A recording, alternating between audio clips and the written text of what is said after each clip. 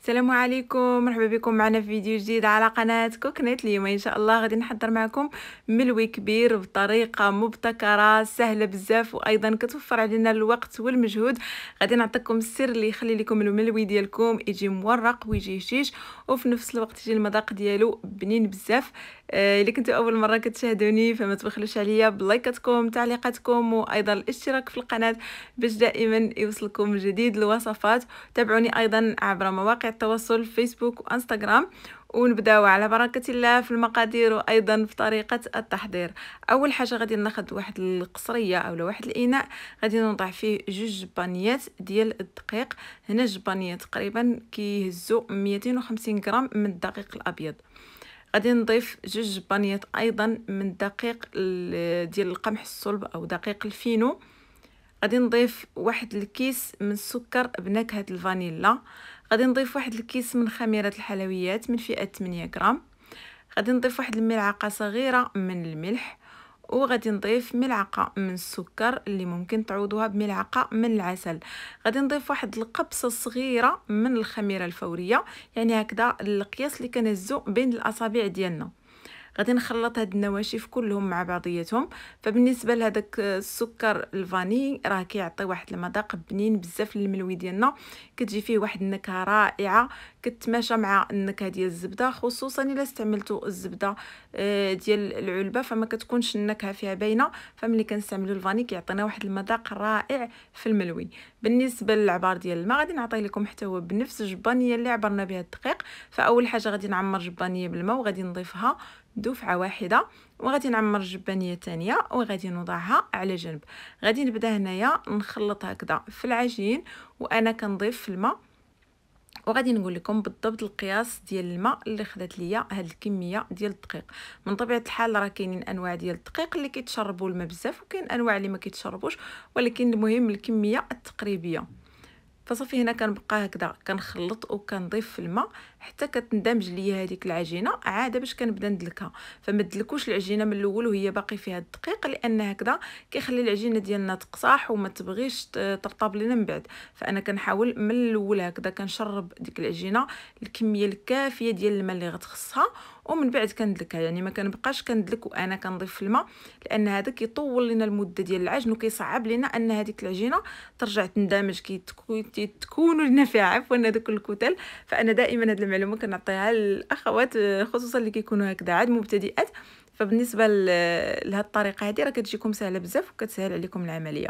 صافي هنا من بعد ما خدات العجينه القياس ديالها ديال الماء خديتها هكذا ودلكتها شويه، فتقريبا بقى ليا واحد ربع جبانيه. فديك الجبانيه الثانيه يعني استعملت واحد جبانيه، والجبانيه الثانيه بقى فيها 4. الا كنتو غتخليو العجينه ترتاح مده طويله غديروا غير جبانيه ونص، تخليو العجينه شويه قابطه شويه في راسها. هو الملوي كيبغي العجينه شويه رطبه ماشي بحال مسمن. غادي نغطي عليها هنا بواحد البلاستيك ونغطي عليها بواحد المنديل. انا خليتها تقريبا واحد 5 أو 10 ديال الدقائق وعاود رجعت دلكتها. هنا للاسف ما صورتش المقطع فاش عاود رجعت ليها دلكتها باش هكذا بالزربه كتطلق لينا. يعني الا كنتو باغيين توجدوا الملوي بسرعه فخلوها ترتاح غير بين 5 حتى 10 دقائق، ورجعوا عاودوا دلكوها وعاودوا غطوها عاوتاني هكذا بسرعه كتطلق وبسرعه كتعطينا ديك العجينه الطوع. صافي هانتوما هنايا من بعد ما رجعت ليها فحاولوا هكذا دهنوا العجينه ديالكم بشويه ديال الزيت الا كنتو غتغطوها بالبلاستيك باش هكذا ما يلتصقش لكم البلاستيك مع العجين كيف ما وقع ليا. فصافي هنايا العجينه كيف كتشوفوا من بعد ما ارتاحت تقريبا واحد نص ساعه او 40 دقيقه حتى ساعه. صافي كنرجع ليها وكندوز هنايا باش كنقطعها اولا باش كنقسمها القطع. الا بغيتو ديروا ملوي كبير كيف ما شفتوا معايا فغادي تقسموها ل6 ديال القطع. الا بغيتو الملوي يجيكم صغير فغادي ديروا 8 اولا ممكن حتى 12 قطعه الا بغيتو هكذا ملوي يكون صغير الحجم ديالو. صافي هنايا كنبدا كنقطع في هذيك العجينه قطع متساويه، ممكن توزنوهم الا عندكم الميزان، وكنبدا كنوضعهم في واحد البلاطو اللي يكون مدهون مزيان بالزيت. وصافي كنلولب هكذا العجينه، ما كنديروا لها لا زيت لا حتى شي حاجه، كنلولبوها غير هكذا في القصريه عفوا اللي هي ناشفه. فكنحاول كندخل دوك العجين داك الاطراف ديال العجين للوسط باش هكذا كتعطيني شكل ديال كره وكتكون عجينه اللي هي منسجمه مع بعضياتها. حاولوا هنا ما دهنوش يديكم بالزيت باش ما تعذبكمش العجينه من بعد ملي تجوا تكوروها. صافي من بعد ما غنكمل القطع كلهم نغطي عليهم بالبلاستيك اولا عفوا ندهنهم هو الاول بالزيت.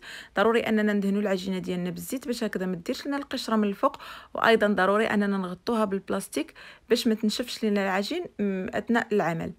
هنا خديت واحد الكميه ديال الزبده ذوبتها. انا هنا كانت عندي غير زبده ديال العلبه فكنوضع فيها هكذا عريشات ديال الزعتر. هنايا الزعتر كيعطي واحد المذاق بنين للزبده، خصوصا الا كانت الزبده اللي هي حيوانيه، وايضا حتى الا كانت ديال العلب كيعطي فيها داك المذاق بنين. صافي هنا كيف ما شفتوا معايا عندي واحد الكميه الزيت، واحد الكميه ديال الدقيق ديال الفينو باش غادي نورق، وكندهن هكذا سطح العمل بالزيت. وكناخذ اول قطعه اللي كورتها كنوضعها هكذا فوق سطح العمل وكنبدا كنطلق فيها. فهنا بالنسبه للعجينه راه كتطلق بكل سهوله لانها كتكون هكذا طايعه في الخدمه وكتكون مطلوقه. فصافي كنبقى هكذا كنسرح في العجينه، ممكن هكذا تبقاو غير تجبدوها فهي كتطلق بوحدها. فشوفوا هاد الفقاعات هكذا كيدلوا على ان العجينه راه هي ناجحه ويعني عاتيه الطوع في الخدمه، ما كتعذبنا ما حتى شي حاجه، ما نبقاوش حنايا كنجبدوا فيها وهي كترجع لبلاصتها. فصافي هنا من بعد ما كنطلقها حتى كيبان منها سطح العمل كناخذ واحد الكميه ديال الزبده وكندهن هكذا الوجه ديال هذيك القطعه د العجين، وكنرش شويه ديال الفينو ما تكثروش، كنردوا غير رشه خفيفه. ومن بعد كنعاود ندوز يدي باش ما يبقاوش هذوك الكتل ديال الدقيق، ومن بعد يجينا الملوي ديالنا مدقس من الداخل. كنبدا هكذا كنطوي من الطرف وكنستمر هكذا حتى كنطوي العجينه كلها، ومن بعد كنجيب هذا القنت هكذا وكنوضعو فوق القطعه الاخرى. من بعد كنبدا هكذا كنحاول كنسرح هذاك الحربول ديال العجين، كنرش شويه ديال الزبده شويه ديال الدقيق وكنستمر هكذا لان القطعه ديال العجين طويله فما غاديش تسع ليا في سطح العمل. فكنستمر هكذا بنفس الطريقه كنطلق شويه ملي كنبداو نلويو وكنخليو يدينا مطلوقه باش هكذا كنعطيو العجينه المكان فين كتورق. الا زيرنا ما غاديش تجينا الملويه ديالنا مورقه. فشوفوا هكذا انا راه كنلوي براحه هكذا، شوفوا لدرجه ان العجينه كيتكونوا فيها فقاعات. فصافي كنوضع هذيك القطعه ديال العجين في البلاطو كنغطي عليها بالبلاستيك وكناخذ قطعه اخرى وكنستمر هكذا بنفس الطريقه. كندهن الزبده كنرش شويه ديال الدقيق وكنبدا هكذا كنطوي تقريبا بحال شكل ديال المسمن حتى كنطوي العجينه كلها. ومن بعد كنعاود نسرحها هكذا، كنرش دائما شويه ديال الزبده شويه ديال الدقيق وكنلوي حتى كنلويهم كاملين. عاد كنرجع لاول وحده لويت كنبدا هكذا كنضغط عليها من الجناب. دوك الرويصات ديال العجين كندخلوهم هكذا باش ما كتحلش لنا الملويه من الجنب، وكنبدا هكذا غير بشويه كنقادوها ما نضغطوش عليها بالجهد باش هكذا ما كنفقدوش داك التراق كله اللي ورقنا. يعني كنخدموها غير بالراحه باش كتبقى مورقه وكتبقى لنا هكذا محافظه على دوك الفقاعات اولا داك الهواء هكذا لداخل اللي كيعطينا من بعد ملوي اللي هو مورق. صافي من بعد ما غادي ندير لهم كلهم نفس العمليه غادي ندوز مباشره نشعل المقله وكنبدا كنطيب اول وحده. من طبيعه الحال دائما كنبداو بالاولى لانها كتكون طلقات اثناء العمل ديال القطع الاخرين.